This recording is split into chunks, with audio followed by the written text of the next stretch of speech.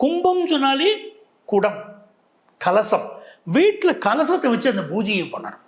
எந்த பூஜையை பண்ணும்போது கலசத்தை வச்சு பூஜை பண்ணணும். ஸ்கிரீன் சேவரா கலசம் படம் வச்சுக்கணும். அந்த குடம் கலசம் அதை வச்சிருந்தா ரொம்ப நல்லா இருக்கும் பாருங்க. அதை வச்சு இவங்க வச்சிருக்கும் போதே எல்லா பூரண குடம்னு பேர் இருக்கு. எல்லா காரியங்களும் பூரணமான வெற்றிகளை இவங்கள் பெற முடியும்.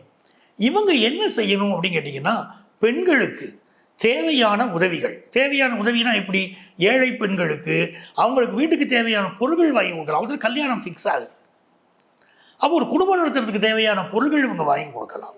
தாலிக்கு தங்கம் வாங்கி கொடுக்கலாம். இது எல்லாமே இவங்க செய்யக்கூடிய உதவியாக இருக்கும்.